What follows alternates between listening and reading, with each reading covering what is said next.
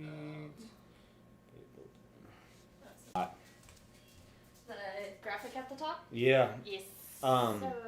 Can't you look at it on your iPad? You don't need to even pull it up. Yeah. Yeah, I can do that. I never said my brain was fully functioning today, so. But when is it ever fully functioning? It's happened a few times. Don't give yourself a little bit of credit here. That's how my life. That's how my. We want this to be a discussion. We want it to be talked about.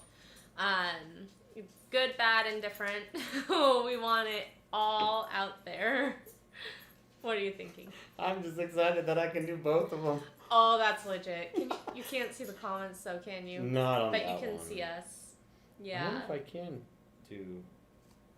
Anyways. But yeah, so this one's kind of a hard one, I think, as a Christian for myself. Talking about how unbelievers see Christians. Because in a lot of ways, there's a lot of people that really, well, at least that I see. I see a lot of people who don't really like what Christians stand for. And I don't know if it's because I've been seeing a lot on the TikTok videos, the bad stuff.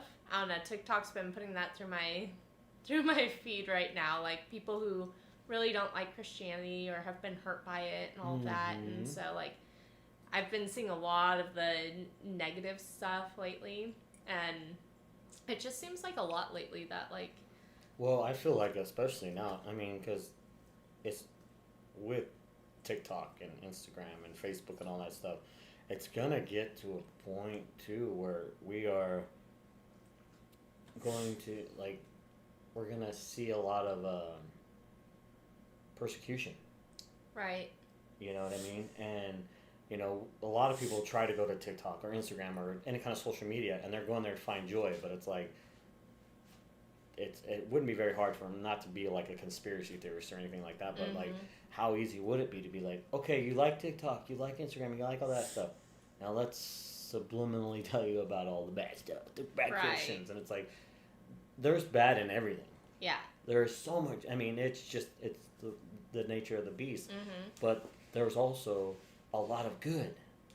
Right. And that's, I mean, and especially as a Christian, it's hard for us to even focus on all the good all the time. Right. We get to see the grace and the joy and everything from Him, but not everybody gets to see that. Yeah. Hi guys, joining. We hope that you say, put in your comments what you think how you think unbelievers see Christians. But I mean, yeah, what you're talking about, it is really easy. And I know that, even scrolling through social media myself, I look at, I'll scroll by something, and oftentimes it's almost like people want to defend themselves. They're so into, the defending themselves, which I don't blame them. I'm kind of the same way. And it's like, how many lives do I pass by that's come worship with me? And I don't stop on those. But then I stop and listen in on the conversation about, people talking about how bad Christianity is or the bad things that they've experienced with Christianity. And it's like, okay, why?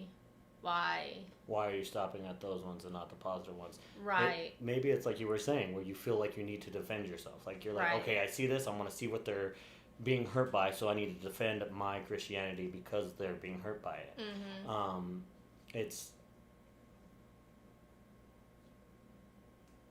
It's a hard pill to swallow sometimes. Right. And that's where we need to focus on what He's bringing into our lives with the joy and happiness. Right. And it's hard. It's so easy to want to just pull out that sword and just be like, I'm going. Hi-ya! Hi-ya! I mean, that's how we are as human beings. And this first question is, how should unbelievers see Christians according to the Bible? And of course, if you're watching these lives, you are welcome to answer these questions. We want to hear from you guys about this also. How should unbelievers see Christians according to the Bible? This one is strictly for Christians, unless there's like some unbelievers who really know Scripture, who might have been and then aren't now. But one of the things that I think about with this is in the Old Testament, when God's giving the Israelites the ways that they should hold themselves as a nation set apart by God. It's really weird things that we look at right now. Like some of the things that it talks about, if I can bring up my notes here. So like one thing, you shall not make any cuts on your body for the dead or tattoo yourselves. I am the Lord. You shall not wear cloth of wool and linen mixed together. There's some other things about like not dressing in a certain way or not eating certain things. And I know a lot of people go to the like, you shall not make any cuts on your body for the dead or tattoo yourselves. So a lot of people take like the not tattooing yourselves as like, you're not supposed to tattoo yourselves today. But one of the things that it talks about is that's not necessarily what that's talking about. It still goes to like today, it goes to intention. Back then, the people who didn't believe in the one true God would cut themselves and tattoo themselves for the dead. They would demolish their bodies because they were in mourning. And God says, instead of mourning like that, have faith in me. Right. Trust in me that I have made a way for you, that you will see your family again. Like he's telling them like, don't dress in that way because you're supposed to be set apart. Like they do this because I think he's allergic to that soil. He got too much. You got a snoutful and you're allergic to it? They dress this way because of this, or they do eat this because of this, or whatever ways that like we don't think of it in that way because we weren't living back then. We didn't know their culture. But could you imagine, like, especially nowadays, like a world without bacon? Right. Like, yeah. Like in scriptural time in Old Testament, it's like you're not allowed to eat from the swine, right? But it's like, go to any and it's crazy because it's like that's what God wanted them to do, is set themselves apart as a nation, not because of strict rules, not because of like I just want you to do this. He set them apart because of their intentions. There was always a reason. Like, go to God for mourning. Right. Don't confide in yourselves. Don't confide in mutilating what I've given you as your body. Like, go to God. And so I think that's like one of the things with how the Bible talks about how unbelievers should see Christians as one, it's weird. Like, people who don't do that. Like, back then, with the nations all around them, like, doing that stuff and mourning or wearing those kinds of things, it'd probably be weird to them. Mm-hmm. But at the same time, they go, well, why couldn't you? Like, not eating bacon. Like, if they see that, they'd be like, but why? Why don't you eat the good stuff? Like, but that's just the thing. It makes people ask why.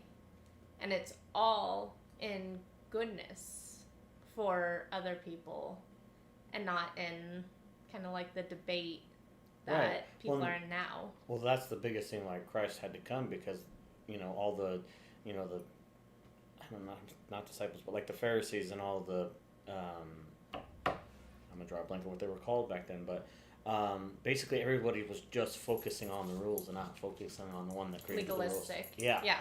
Like, he came to show, like, it's not about the rules, it's about God. Right. In the end. So, like, it kind of brings to the point of, like, when Jesus went to the synagogues and, you got all these people selling stuff because you need to have the purest dove to sacrifice or whatnot. And what did he do? Right. I mean, flip the tables. Right. Right. Yeah. So, like, if you really think about, Jesus was the first Christian because, he's trying to show that. So, how did everybody see Jesus? Like, oh my gosh, here's this guy so mad that he's like, this is not how you do it. This is not my dad's house. You know what I mean? So, I think that kind of gives us a thing as far as, how Christians see us and, whatnot is we don't be afraid of standing up for yourself or standing up for what you believe. Right. Like what you're saying with the question is, what was the question? Now I'm going to go back. Oh, in the Bible, how do unbelievers see from the Bible? That's, you're being set apart. Right. Yeah. And that's honestly probably the most appropriate words, because that's literally what the Bible uses. A nation set apart. That's what God wants for us, is to be set apart, to make a difference. And as I was thinking of Bible verses, I'm like, man, like, what verbiage do I use to really, like, search what I'm trying to encompass about this? And one of the things that came to my mind was Jesus. Jesus is the epitome of being set apart. Mm-hmm. And you look at what he did in his life, like just his very interactions, how he lived, is how the Bible says that unbelievers should see Christians. Mm-hmm.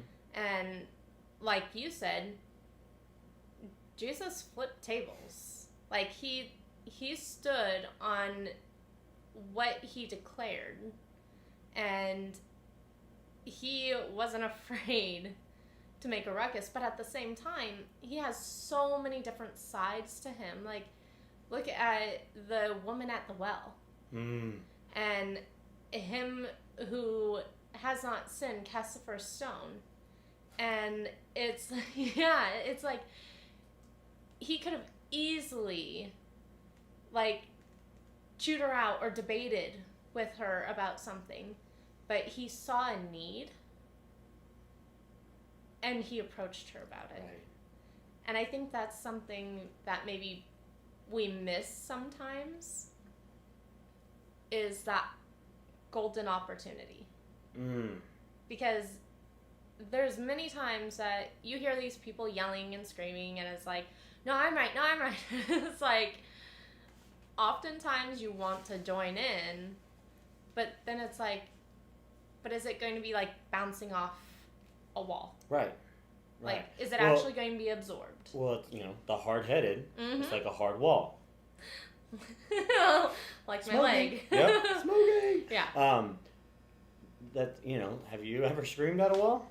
I mean, I've done it because I just want just to be mad, but, Mm-hmm. It doesn't go anywhere. Right.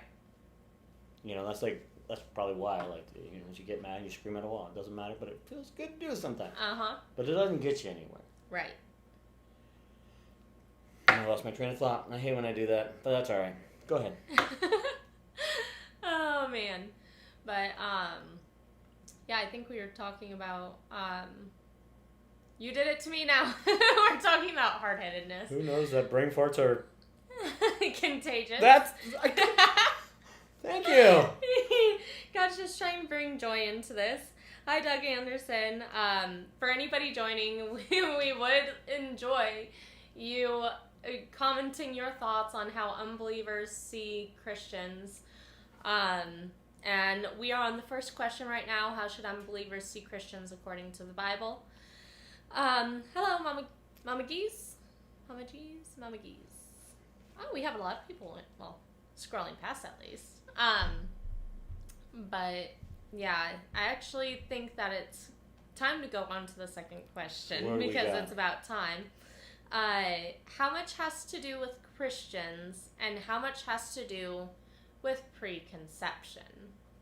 So that's the hard part, because something that my mom brought up when we were talking was that there's a lot of people who see Christians as compassionate, caring, like the people that they're supposed to be. Mm-hmm.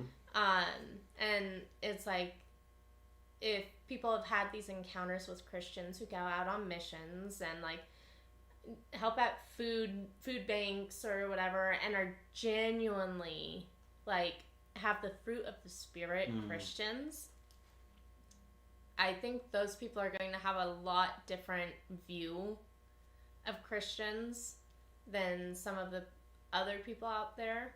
And unfortunately, there are a lot of people who have been hurt by churches and people in churches or whatever. I can't speak for everyone, but I know that those are just kind of the few things that I've heard. And that's the hard part, is figuring out who have been hurt from those, who have been hurt by only going a couple times and thinking, oh, well, this is what they stand for, and just kind of cutting it off there.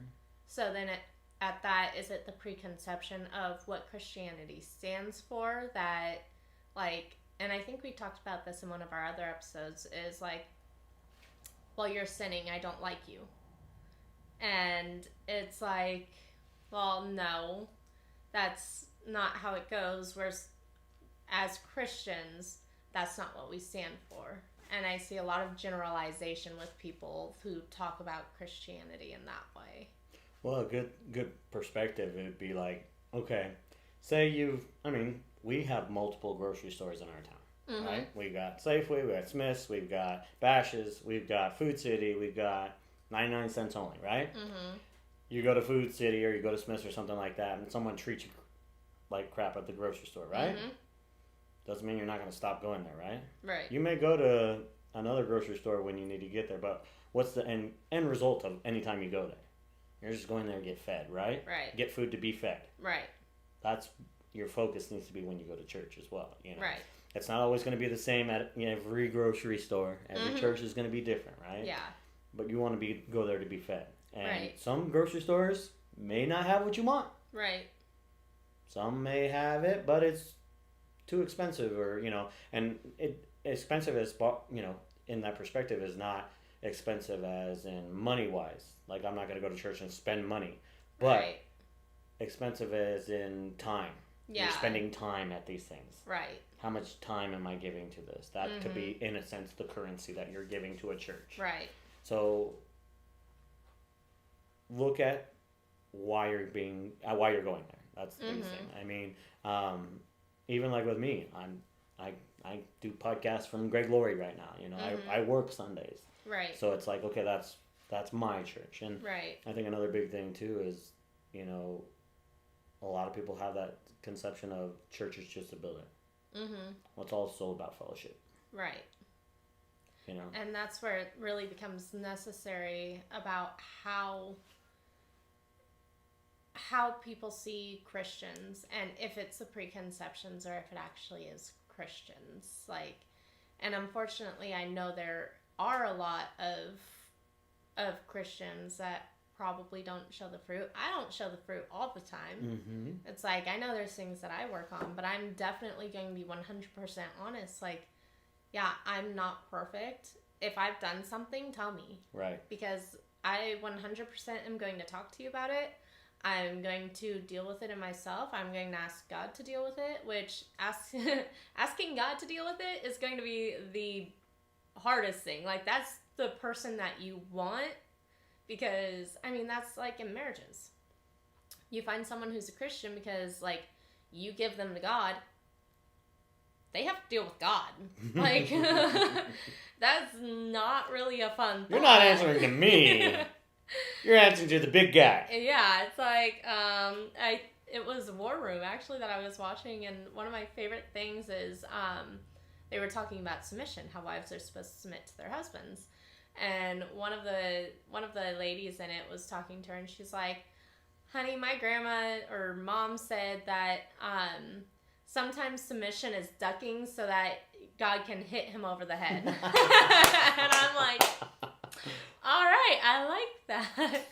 But, yeah, unfortunately, there are a lot of people also that don't show the fruit. They don't want to work on themselves. They make excuses for themselves. And those are the kinds of people that do give Christianity and God a bad name. But it's also going back to, like you were saying, with people looking at God as legalistic.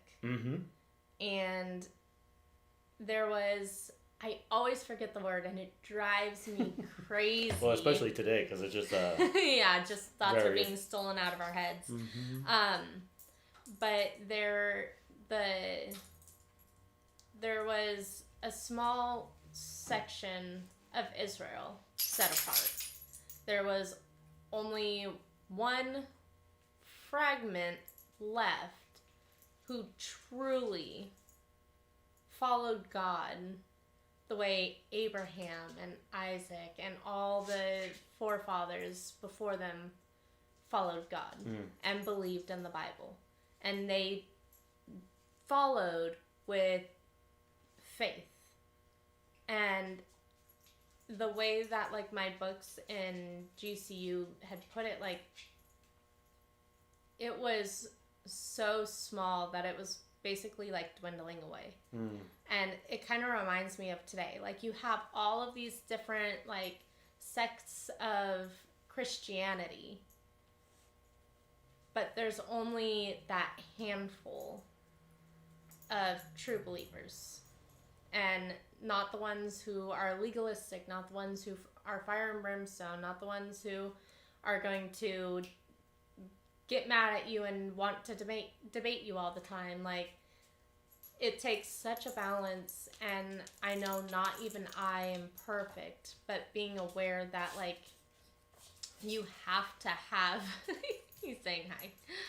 You have to have that balance and that consideration for others, and knowing, like, boundaries, and being willing for God to heal that stuff in yourself so that you can be that for other people. Right. Because I think that's the biggest thing these days. Like, I know for myself, I need to heal myself before I can really help other people. Right, because it's like, well, even just that in itself, like, you wouldn't you wouldn't give somebody crutches when you chopped your leg off. Yeah. Right? You need to make sure that you can have the opportunity to get forward, but also bring those people along with you. So. Hi. Hey, buddy. I know, you want me to scratch your chest. Hey, bye-byes. But, yeah, I'm trying to make sure that I'm not getting off topic here. Hello, everybody joining. Yeah, I think What's he up, basically Matthew? is the podcast mascot. That's kind of a tongue twister. Yeah, he's wanting attention now. You missed it earlier. He had soil, dirt, like on the tip of his nose, just ring of brown around his nose because he was digging in my plants earlier. It was pretty funny. He was very happy about it also. The biggest smile on his face, like, I got it. I got some soil. Oh man. But since Matthew joined, if you want to give us some comments about how you think that unbelievers see Christians, anything that you've heard from other people or have seen on social media. Right now we're on question 2, how much has to do with Christians and how much has to do with preconceptions.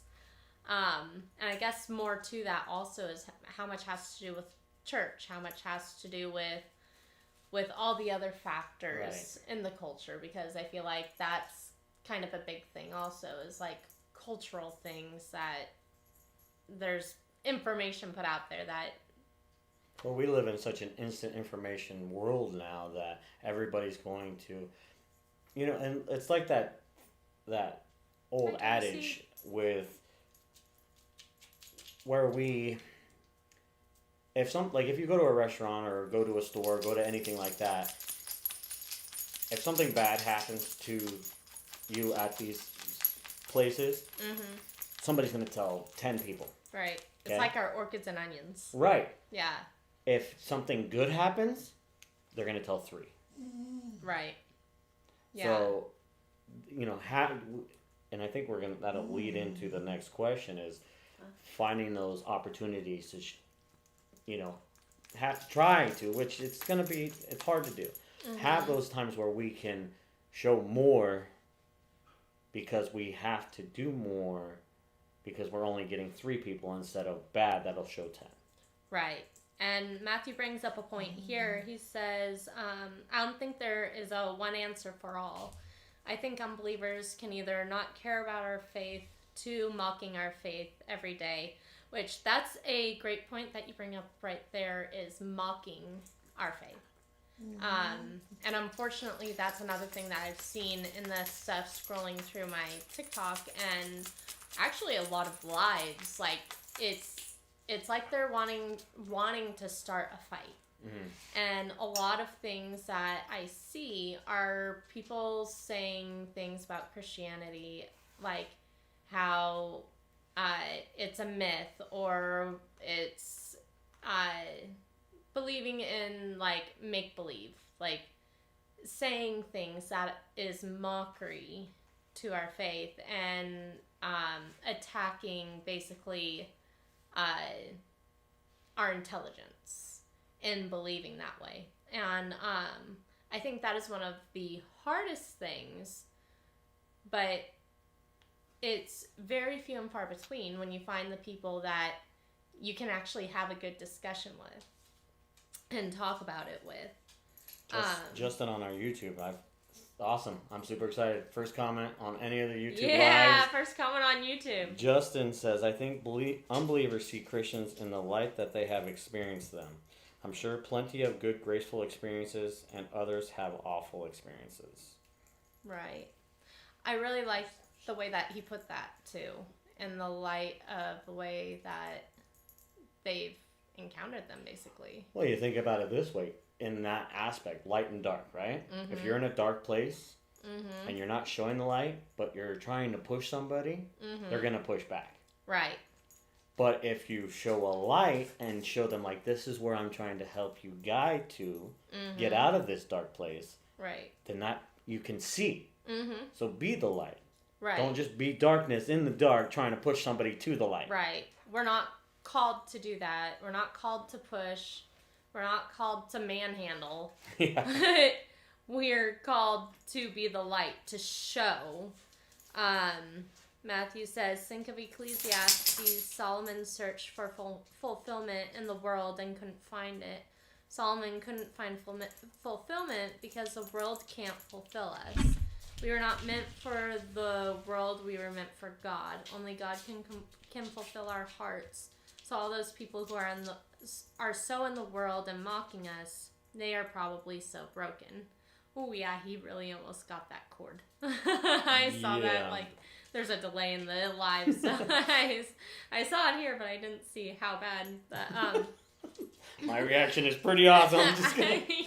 I got really distracted by that in the live, but yeah, I think Solomon is a great example of that, especially because the reason he got his wisdom was because of what he asked God for. He didn't ask for the riches and all of those things. He asked for wisdom. He wanted to thoroughly understand and know. So God gave him wisdom. When that wisdom led him into these bad things, he lost sight of the very thing that was so important to him, what made him fulfilled. And it's interesting that Matthew brings up the Solomon, because I'm actually doing a Bible study. I just started it this week with my girls, and we're going to be doing it on 1st and 2nd Kings. And so we're talking about how God is the only thing that can fulfill us. And it was saying, like, when things, the author of the study is Lisa, I think you pronounce it Turkhurst. It's a very different last name, but I've read a couple of her things, and she's really good. But she talks about how when our life starts going different from how we see it, we try to tame God. And I think that's exactly accurate. Like, I know there's a lot of times that it's like, oh, well, it's not going exactly how I want it to. Like, I think it should go this way because I want this. Because I think this is going to fulfill me. And so you try to tame God and do stuff your way instead of doing it his way. Right. And I think that's a lot of unbelievers, especially if they've had instances in church that like it hasn't gone their way and they've been really hurt. And I don't blame them. Like, that hurt is really hard to deal with. But at the same time, it's really hard when that brokenness comes off on other people, and it's trying to figure out this why. But I think sticking to what Matthew says, they're probably so broken.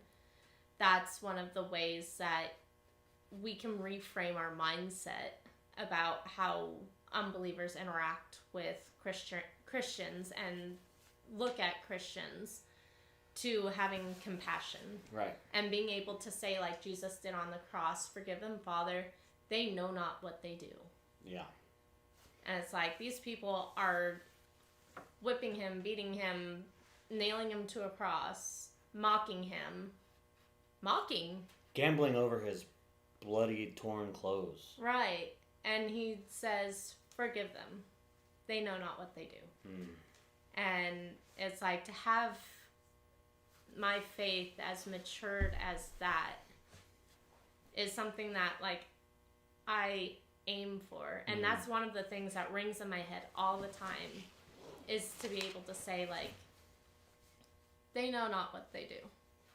They don't have the Spirit. They don't have the fruit of God. They're missing out. And that's what I want to show, is the goodness of God. Why we believe in him. Right.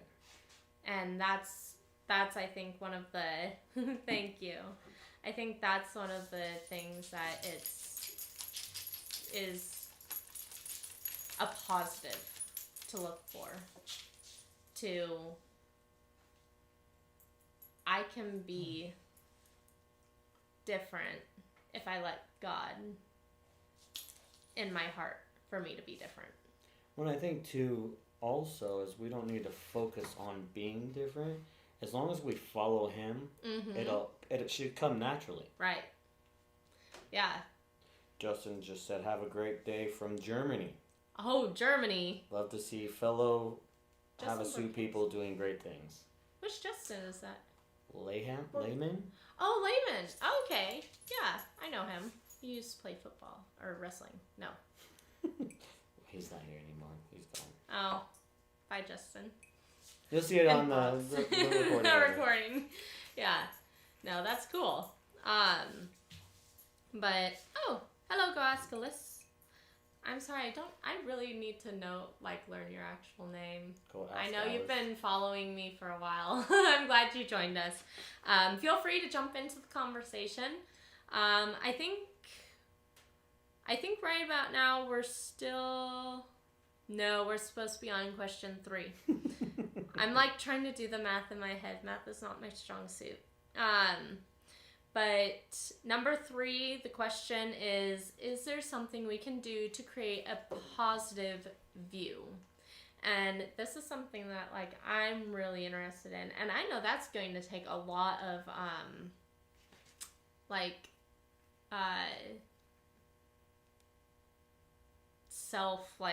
reflection. Yeah, self-reflection, a lot of work to maintain. Right. There's a word that I'm thinking of that it's just not coming in my head, but that's Are they on the back wall? Tonight. I'm pretty sure there's a just magnet taking our thoughts tonight. That's just I'm telling you, they're on the wall behind us. If you can see them on the wall, please let us know. Yeah, right?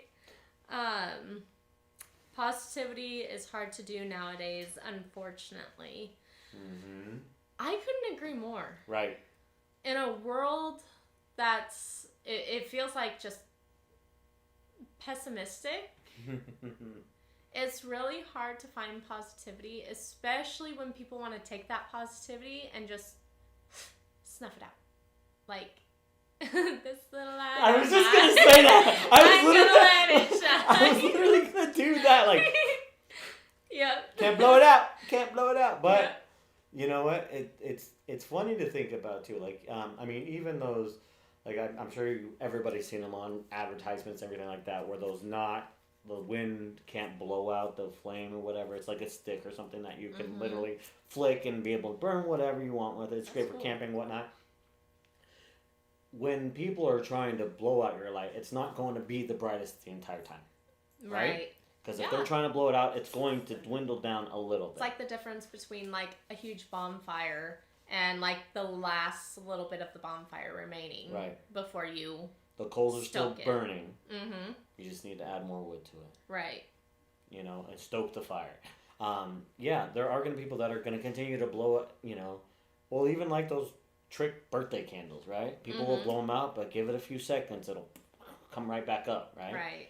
So, you know, sometimes you just have, you know, and even in that, it doesn't always have to be instantly. You don't always have to, like, someone's blowing out your candle, it doesn't come back right away. It takes a second and whatnot. Mm-hmm. But know that it will. Like, take the comfortability, or however you want to phrase it, of knowing, like, the flame will come back. Right. And Go Ask Alyssa said on here, it's also hard with depression. Mm-hmm. And I think that's a great point also, is I feel like depression is almost running rampant these days. Like, there's so many people that you see with depression, and especially after COVID, like staying in and no connections. Having no connections. And I think that's something that trying to be strong as a Christian and helping the other Christians who are in depression like that, and just helping carry their yoke. Mm-hmm. I think that, I mean, one, it helps them to be that positivity in somebody else's life someday. But two, that's also showing what God is about, what Christianity is really about. It's about helping others carry their yokes. I mean, you look at when the first churches were built and what they did together. Like, they were so tight-knit. Like, they were eating together all the time, and they were having just these, like, amazing times together. Fellowship. Amazing fellowship. Yeah, yes. Amazing fellowship. And it's like, that's what God does when we come together and we talk about Him. Like, we find that fire that needs stoked. And sometimes we need somebody else to stoke that fire. Mm-hmm. And I think that's where the positivity can come in, is the fellowship with each other. That's going to shine a light. That, like, it's like we were talking about the For King and Country video. It's also good to be in present. It's loving people. I like that. Don't worry about tomorrow, let tomorrow worry about itself. One of my favorite verses, actually. That was between Go Ask Alyssa and Matthew. Matthew said it's loving people, which love really is so, like, at the core of it. But the For King and Country video that I showed you with the lights, where they make all the lights go dim and everybody's singing Amazing Grace. And one phone flashlight wouldn't be anything. Right. But all the flashlights turned on in that concert, like, it was almost like the lights were on with how many flashlights were on. So what's really awesome about what you're saying here is what I'm loving and touching on with all this is... Bye, Matthew. is a lot of non-believers can probably feel or think that Christians aren't depressed. Right. You know, and I think, like, even like what you're saying with that light, you know, and everything like that, is sometimes we do get in those dark places, that dark place of depression and stuff like that. And all we're doing, you know, in a sense too, like you were saying, that entire concert wouldn't have been able to be lit up. Let's just, for instance, kind of use this as a perspective, is if someone had one lighter, right? You're in a dark room and you're literally trying to get your flame to start again, right? You also can't see who else is in this dark place with you until you have that light shining. Right. You wouldn't be able to see how many people were in that concert if all those lights weren't showing. Right. So work on your light first before you can light to others. Right. One, I think that's the hard part, especially as a Christian myself. A lot of times I think about, like, oh, I have to be this for other people. Mm-hmm. Like, there's something wrong with me if I'm not being this for other people. And that completely just takes down everything that I'm thinking about. Thank you, Matthew. With any kind of depression. Mm-hmm. It's exactly what the devil wants. He wants it to just take me down, like, oh, well, you're no good. Like, you can't do anything because, like, you can't be that for someone. Reminds me of the saying, don't set yourself on fire to keep others warm. Ooh, yeah. That was good. I like that. Yeah, that's a great one. Because you basically sacrifice yourself, and that just, like that, you continue to burn. Like, you just burn down to the core, and when you light yourself on fire every time, there's going to be nothing left of you when you're just taking yourself down. Oh, I can't be this for other people. Oh, I can't do this. Like, I'm trying to do this for them, and I don't have it in me. It does nothing for them. And it's kind of like talking about how God's love pouring into us is never ending, so we can pour into other people without it ending. Right. That light can be eternal. It can be never ending. So if we just focus on continuing to let God's love pour into us, instead of being like, oh no, I'm not good enough, like all these thoughts that are putting a wall in between him pouring into us, instead of all of those thoughts letting that wall go up, focusing on God's love pouring into us, like, you don't even have to think about pouring. When something is overflowing, it's overflowing. You don't even have to think about it. Like you were saying earlier, just focusing on God, it's going to outpour. Right. Well, and the thing is, too, is like you were saying with your cup, when you're saying, oh, I'm not good enough, it's like you taking that cup and going, oh, I'm not good enough. No. Right. Move your hand, let it overflow. Yeah. Or pushing away what's right. filling your cup. Right. You don't even have to think about it. Like, God's already made a way. Like, that's one of the things that I think about also is I've read things before that's like, don't you think God hasn't already seen where you're going to be in your life? He's already been preparing you. And I'm pretty sure whatever it was brought up things from the Bible, from other people in the Bible, that he was already preparing them while they were growing up. It's like, we worry like, oh, well, what if I don't pour into them right? What if this? What if that? And it's like, but that's not what it is. And like Glasgow said, not that you shouldn't help others, just have to make sure you are good. And I think that really dives into the outpouring also. Right. Like, well, you want to, you just have to make sure you're still receiving. You've got what it takes, because if you just try to pour from yourself, you are going to be empty. Right. Like, you're going to empty yourself. Well, and that's a good point too, where is so if you think about it in this perspective, okay, you got a cup up here, right? And God's just pouring into you, right? And all of a sudden he puts this other cup underneath you that needs to be filled with the overflow of you, right? If, like you said, if you start to pour over you, you're going to empty from yourself. You're not the one putting the cup underneath you to catch what overflows. Right. He could be putting 8 cups under you. You can't see them. Right. You know, you're worried about, well, it's spilling over. I hope this person needs to be catching it. No. Right. You're not meant to put the cups underneath you. You're not meant to put these people underneath you to catch that overflow. Yeah. You're just there to be there to catch it. Right. Yours, so it can overflow to where he needs it to be. It's like those champagne glasses that they stack and they just keep pouring and pouring and pouring over. Yeah. But that's it. You're not the one pouring it over. You're just the one to hold it and continue to let it overflow. Right. And it's a very passive thing. And I think and not that Christians are passive. all the time. Like Jesus. He had his times that he chose his battles.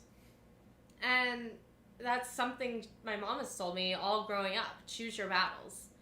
And there's things that he looked for those opportunities to be there and say to other people. And they could take it one way or another. I mean, look at the guy who was talking about, like, I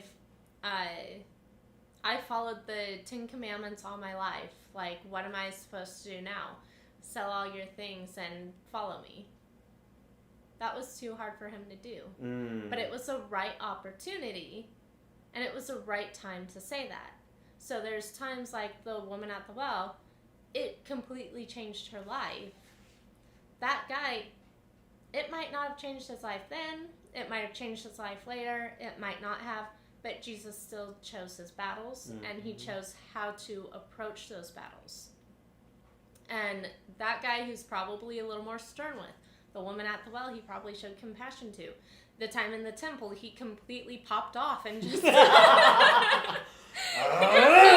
the table. Actually, the crazy thing is, no, he didn't just flip tables. He was whipping people, too. Right. Like, no Yeah. whipping nays here. This is get out, you know what I mean? Yeah. But what's craziness to me is, like, I love it. I was watching videos, I love watching tactical videos about, battling, like, especially, hits the fan kind of stuff and whatnot, prepping and whatnot. It's fun to watch those things.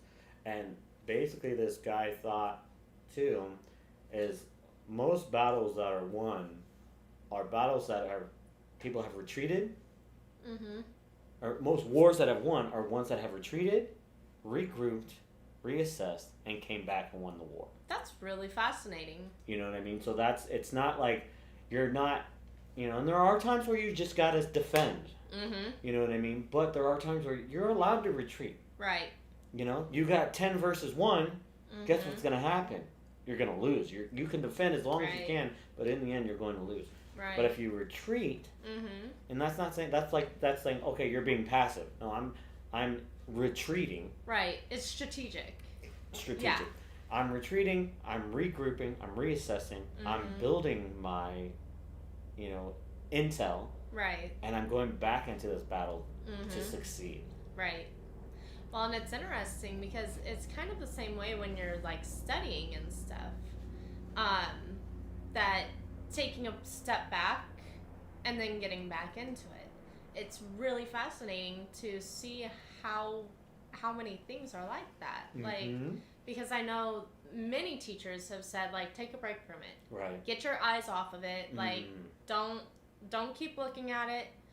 Go listen to music or play a game or do something and come back to it. And more times than not, when they come back to it, their mind is more refreshed so that they can sit down, study, and they remember a lot more than they were even trying when they were studying for, like, 3 hours straight. It's a different perspective.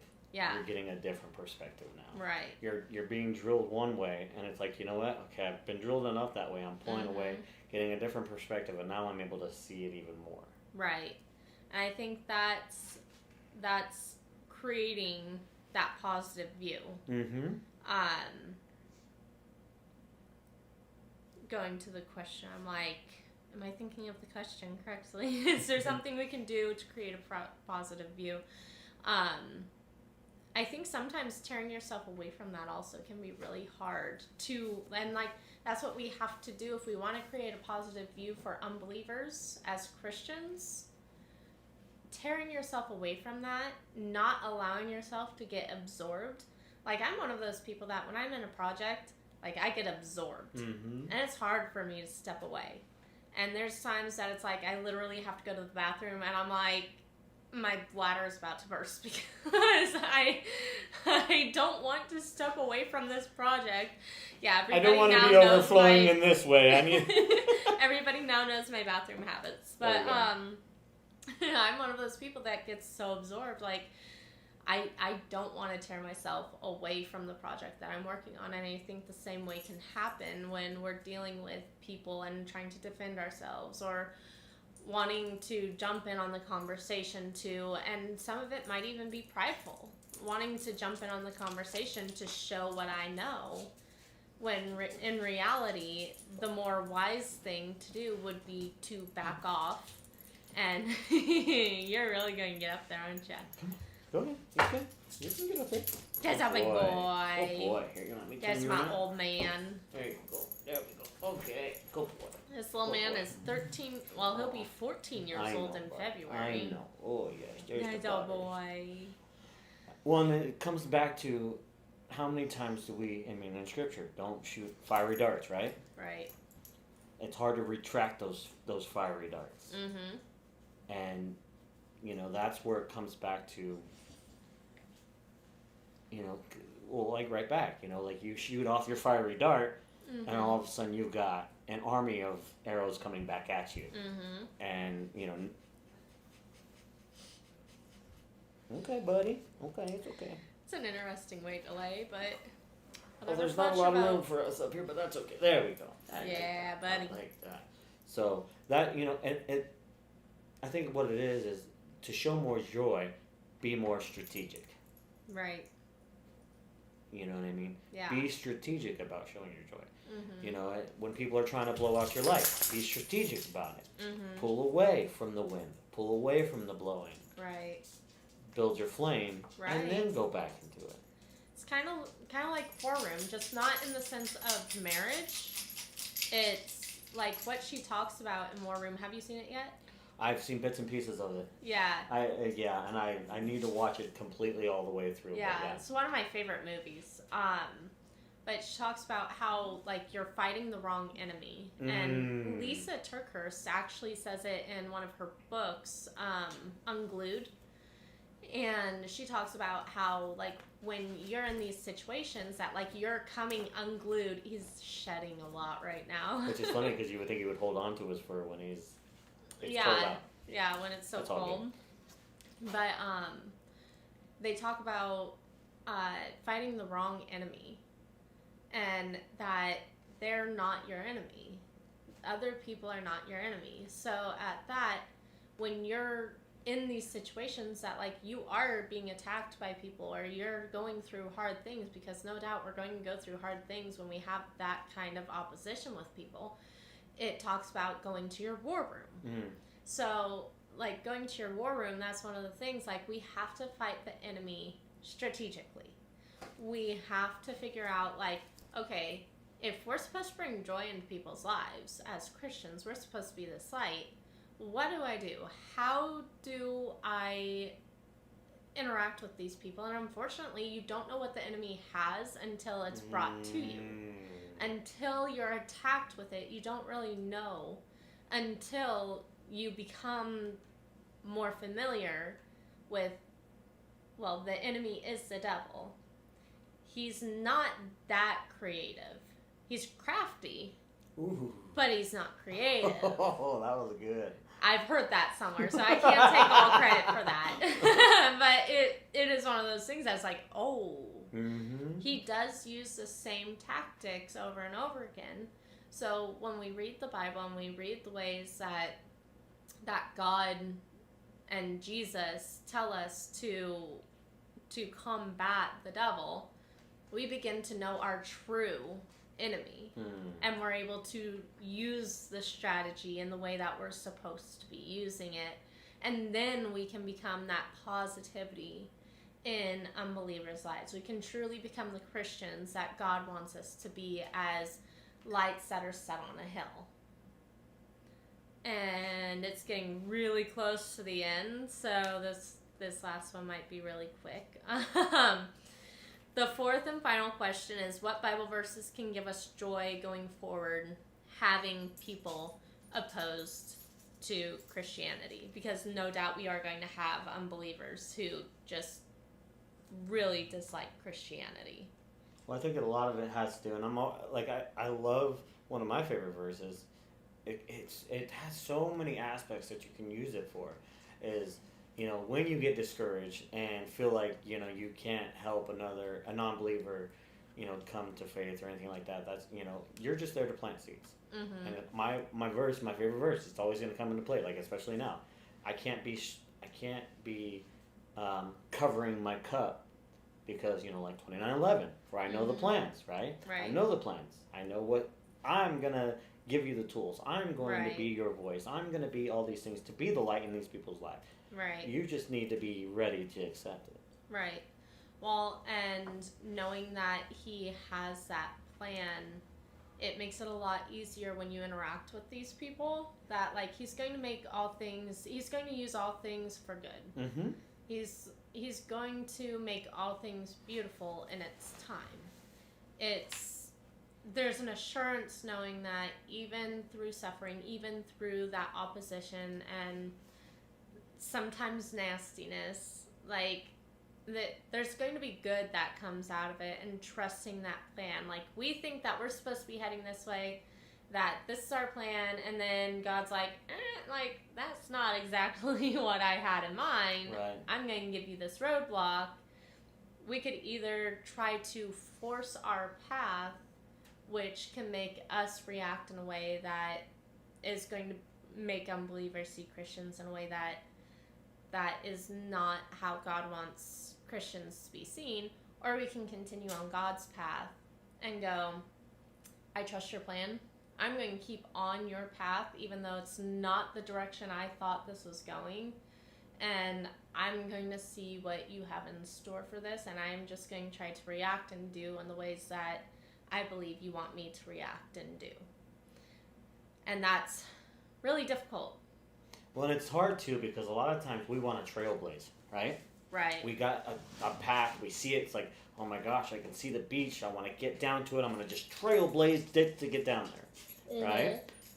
But how much better would it be, or we don't know how much better it was, trying to follow his path, because on this path, it could potentially bring us to an amazingly beautiful waterfall that we wouldn't have been able to see if we would have just blazed our own trail. Right. So if we the trail may be harder, but be excited for the beauty along the trail. Right. I'm trying to think if there's any in here that I really liked for the Bible verses. I saved some Bible verses for sharing. And I guess Psalm 94 verse 19 kind of goes along with that. When the cares of my heart are many, your consolations cheer my soul. That's that waterfall. That's when we get burdened by what's on this path. Our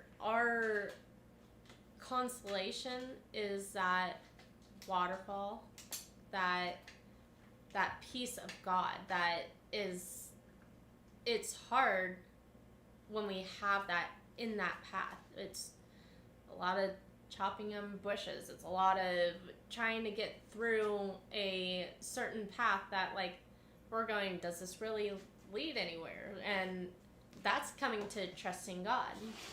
But God promises us in his word, his consolations cheer my soul.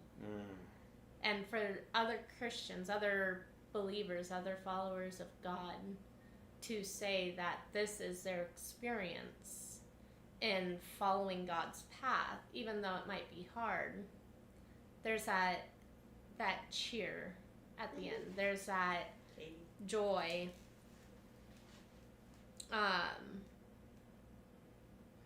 On TikTok?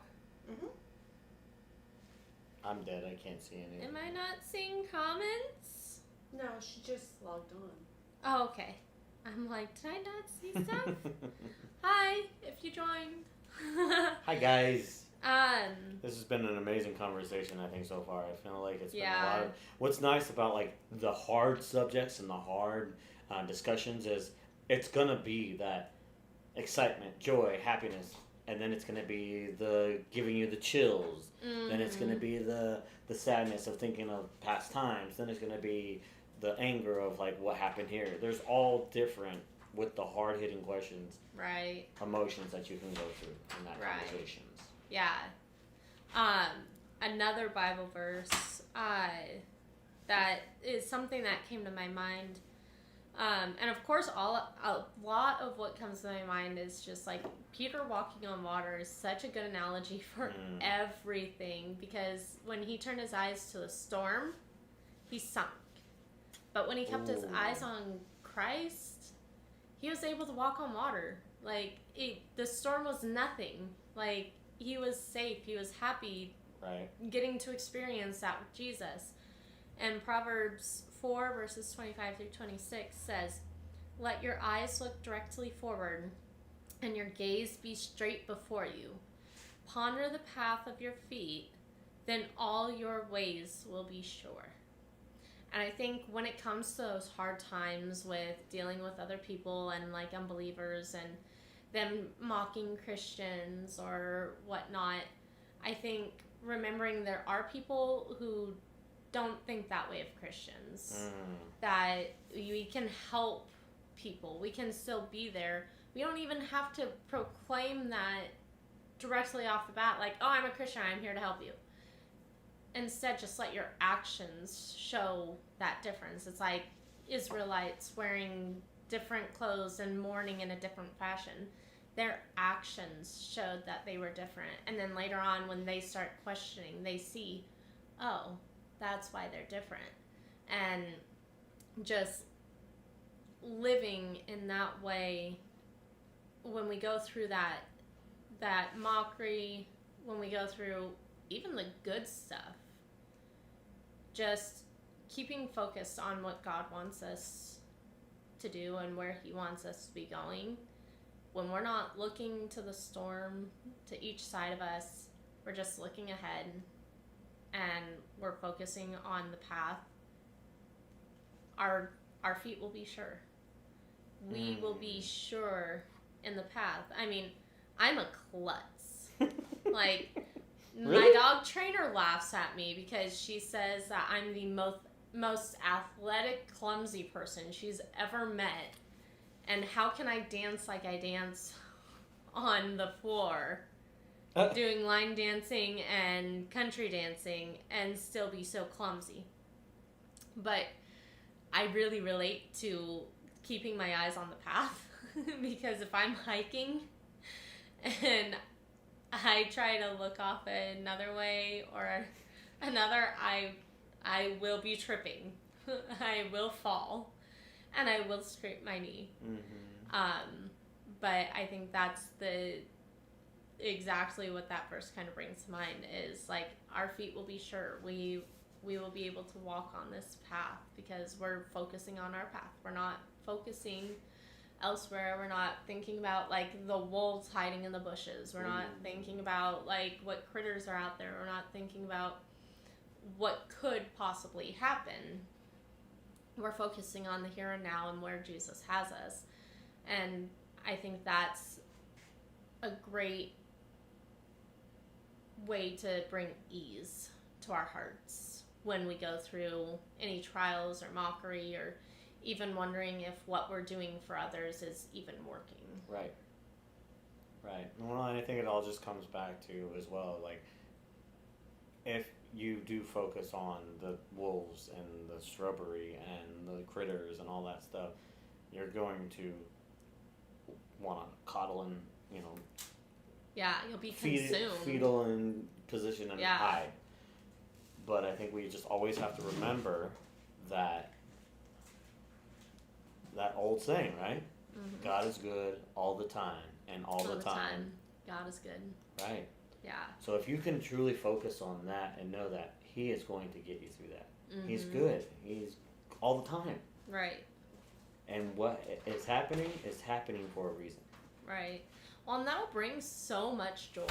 Like, when you actually, like, let that resonate in your heart, that's going to bring joy that, like, other people's ickiness, other people's brokenness, it's not going to affect you. Mm-hmm. Because you have that joy. Like, it's become such a reality in your heart that it's like you're consumed with, even if you're not like bubbly, happy, joy, joy all the time. Like, happy, happy, joy, joy, happy, happy, joy.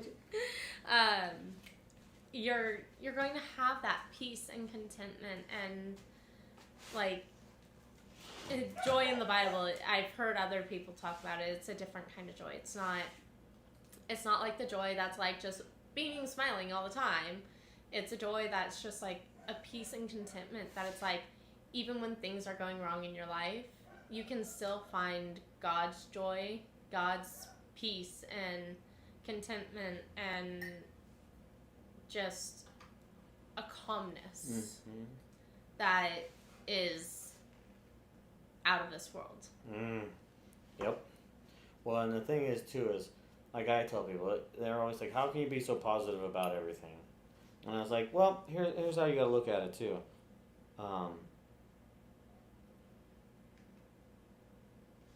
Even if you stub your toe, which I'm sure you've never done that. Never. After we just talked about me being klutz. Right. The positive of that is you know where you would stub your toe, and you're gonna try not to do it again. Right? Yeah. It hurts. The pain goes away. But you know what? Probably gonna be a little more cautious around that cabinet or that piece of furniture or something like that. Right. Right. So it's a lesson learned. And now you're not gonna do it again in that position. Right. It's not to say you won't stub your toe again. Right. But it probably won't happen again at that same spot. Yeah. It's one more way to know where to strategically walk. That's good. That'll be the one for today, the strategicness. Yeah. Be strategic. Yeah. I think that's probably the best way that we can pursue things in life, and especially pursue conversations and dare I say friendships with unbelievers, or even that cordial acquaintances, whatever you want to call it. But I know that like I have friends who are unbelievers that I enjoy being around them. They can even ask me questions and we can have a discussion about it. But the thing is I try to be strategic.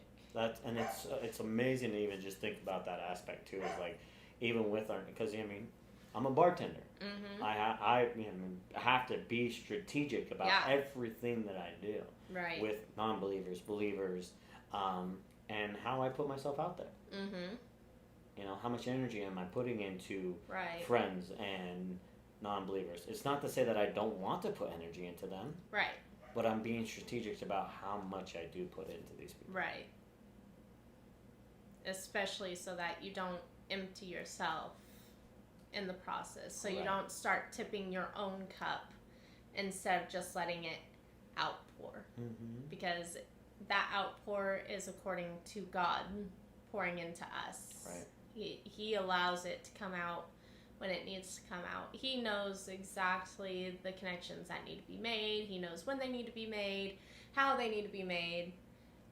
And that's what we need to trust in. And I think that strategy is really also listening to what that still small voice is saying in our heads. Exactly. Like, what is God telling you? Is he telling you to pursue this right now? Or is he telling you to stay back and focus on your heart? Because you need that calmness. You need that time to yourself to think. It might be that person's not ready.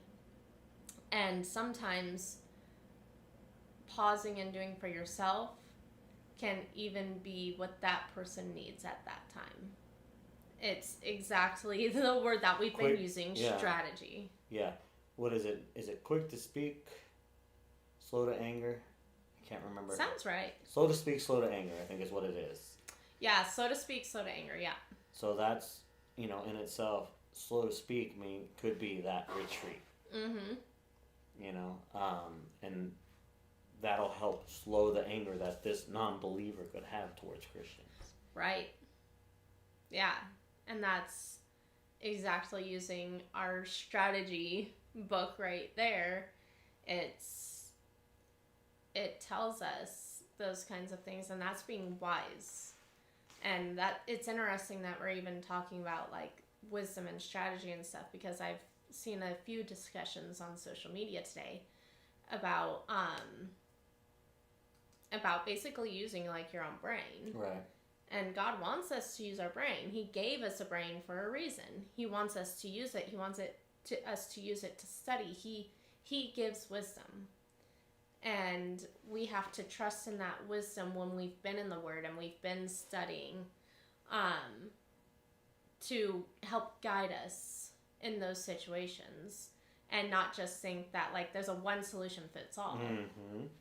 It's going to take reading the situation. It's going to be listening to the Spirit. It's going to be trying to take in all the different aspects at that time and going with, I think this is what I should do right now.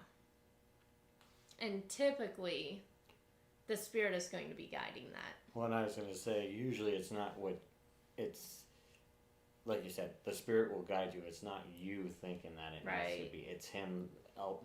It's Him allowing us to see, like, okay, this is why I'm having you do this. Right. It's a cooperation with God. And that's one of my favorite things that, like, my studies at GCU taught was, like, God wants us to be in cooperation with Him. He wants us to use what He's given us, but He wants us to use it with Him in mind. He wants it to be like a dual, like, both using and working, like, starts with an S. It's like syncing, like. Okay, synchronizing. Yeah, synchronizing basically, like, together. Like, you're so in sync that, like, your cooperation with using your brain is so in sync with the Spirit that, like, that cooperation is just, like, a beautiful, magical, like. Well, it's like when you're. What's that? Symbiotic, yeah.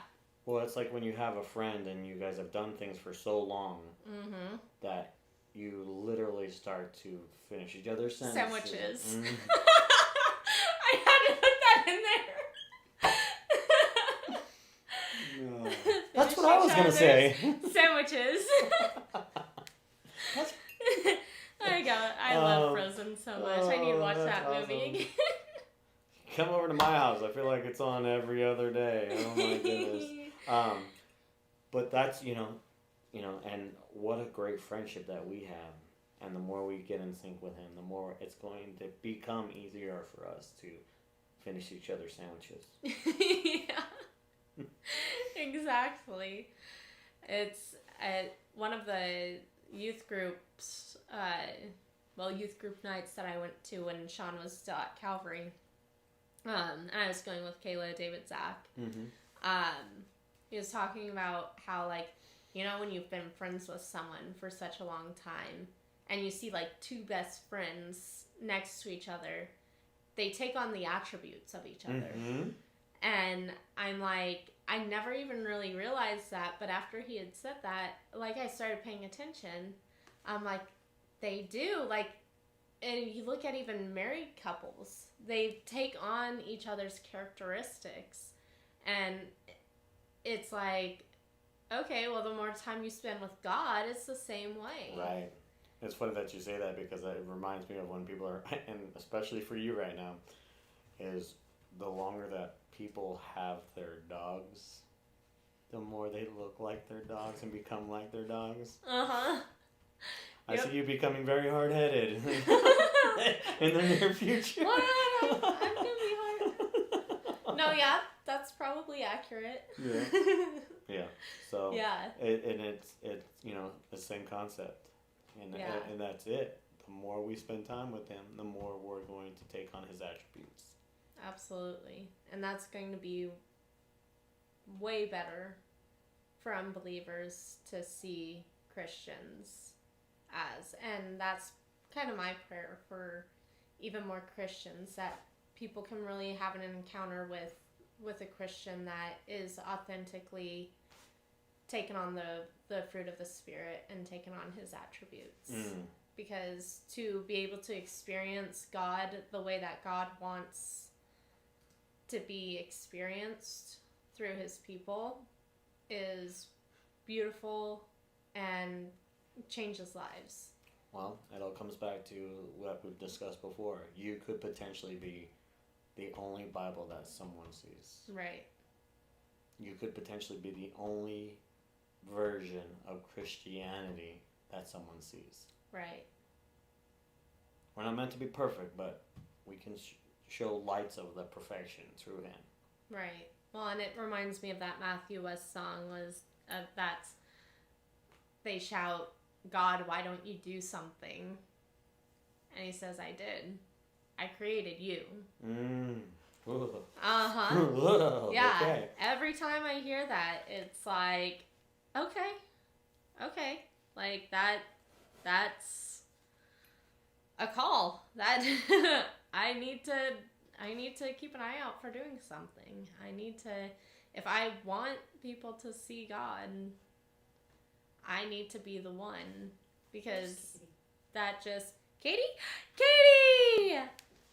Hi! I miss you. We need to get coffee sometime. Yeah. Yes, people have an influence on us more than we realize. That's why we need God in our lives. Yeah. Yes, please. But we could be that mark, and what kind of mark do we want to leave on people's lives? Right. Do we want it to be like everybody else because we think like, oh, I can't do it? We cover the cup. We cover that cup. I can't do that. Like, I don't have what it takes to be that way. Or are we going to uncover it and let God's love pour out of us into other people? Well, and it's funny too to even think about that, and you holding a coffee cup. Imagine stopping hot coffee in your cup. Say that again. Imagine stopping hot coffee from being poured into your cup. Whew. It would burn, right? Oh, yeah. Why do you want to burn yourself? Right. And eventually that's going to be gone. The stuff that's already in it is going to be gone. Mm-hmm. But I think that taking that step up, it's like one person turning on their flashlight in that gymnasium. It could be one person, but if every person is the person that says, I'm going to be the one that turns on that light, it turns into a ton. Mm-hmm. You could be the one that makes a difference. You could be the light that shows, it comes back to people stumbling in the dark trying to figure out how to turn on their light. Mm-hmm. You could be the one light that helps somebody else turn on their light. Mm-hmm. Their light gets turned on. Somebody sees their light because they can shine it on their light to be shined. Right. One light becomes 3. 3 lights become 9. Mm-hmm. 9 become... Right. And if we want to take it real old school, we could go with candles. I mean, we just did Christmas, and the candlelight service, what do? They take it from the person next to them. So it's like, if you have that candle, everybody has a candle. It could burn. It could shine a light. It's just, are you willing to have that lit? Do you want that lit? When somebody sees how pretty it is burning, it might be like, I want that too. Right. And then once they see 2 burning, it might be, oh, that's pretty cool. Like, I want to join in. That's pretty. And then you see, like, there's just something captivating about candles like that. That is just like, wow.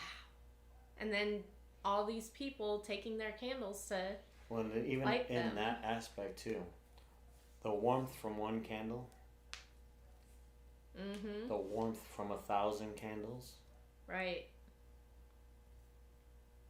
So be the light that burns another candle. Yeah. I like that. We are getting to the end. We went a little bit over A little today. past, yeah. That's all right though. Hot topics call for long periods of time. Yeah.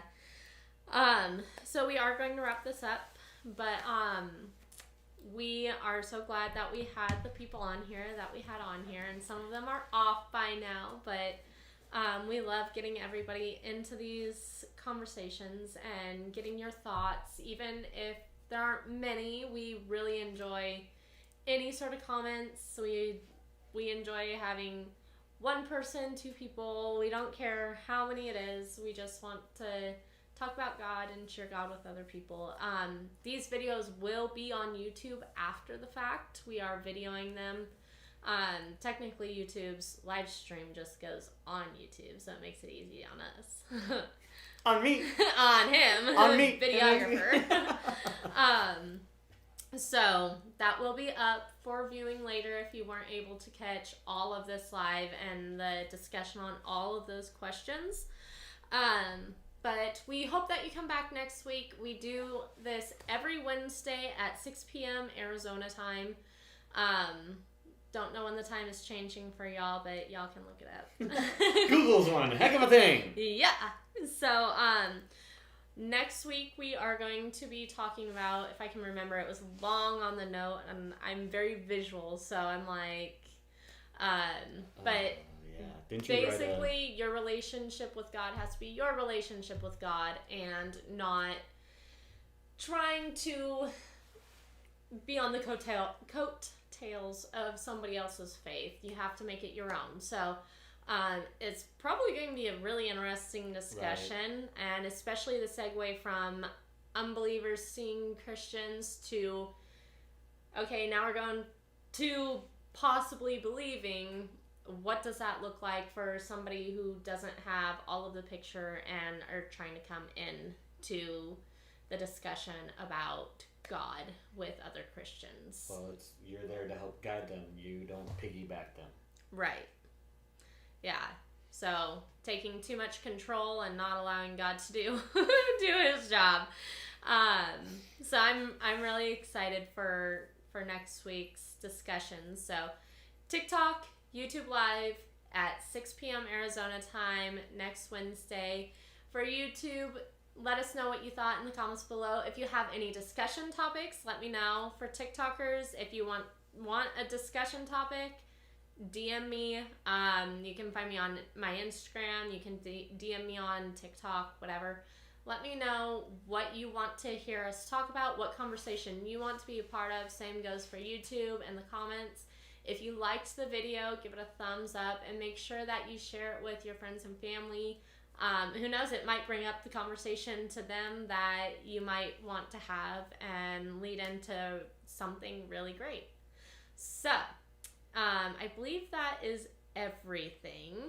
So, we'll see you guys next week. Until then, much love.